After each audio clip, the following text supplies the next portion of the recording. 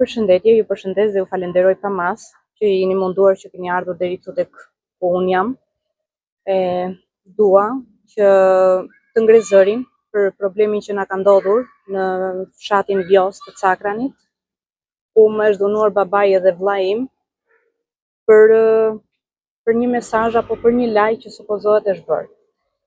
Jemi të shqetësuar për faktin sepse zonja dje ka vajtur në polici dhe ka bërë denancimin për ca mesazhe që nuk janë të vërteta. Nuk janë të vërteta absolutisht. Ne ngrem zërin dhe vazhdojmë ta ngrem zërin për këtë gjë.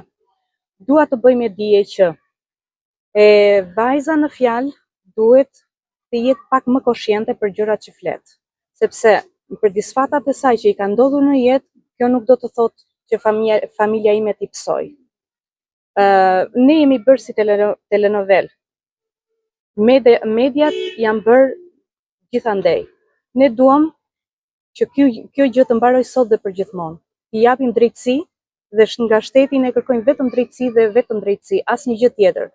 Në momentin që të zbardhet e vërteta, lër të flasin njerëzit. Në këtë intervistë kam dhënë për njerëzit që mos të flasin pa fakte, pa prova. Vllai im kërkon drejtësi. Nëse një i faj që ka faj nuk e bën publike kaq shumë dhe thot dua ndihmën tuaj. Unë dua që e vërteta të vej në vesh jo të shurdhët. Atëherë këto mesazhe që publikuan gjatë ditës së djeshme pretendoni se nuk janë të vërteta? Absolutisht që nuk janë të vërteta, janë të sajuara, janë manipuluara, po t'i shikojnë me detaje, mesazhet janë tek një mesazh është kthyer një zëmër dhe zonja ka thënë që mua nuk më ka lënë Facebooku që të kthej përgjigjen e dur. Ndërkohë një zëmër i ka vajtur tek mesazhi posapo marr. Mendohet sikur e ka dërguar vllai im.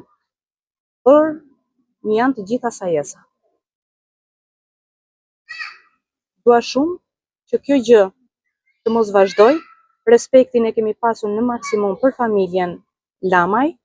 Nuk dim pse ndodhi kjo, se kishte zgjidhje. Vajza nuk ishte pse bënte kaq të madhe, por duhet kishte bërë blok në momentin që bezdisësh, ose të na njoftonte ne si familjarët e tij dhe ne ishim të gatshëm që t'i vinim në ndihmë, nëse kishte kaq të bezdisshme. Por ajo që ndodhi, mos të bëhemi më telenovela edhe tallava, të vazhdojmë secili jetën e tij, drejtësia të vëri gjërat në vendin e vet. Ju falenderoj shumë, jeni shumë të respektuar dhe dua thjesht drejtësi.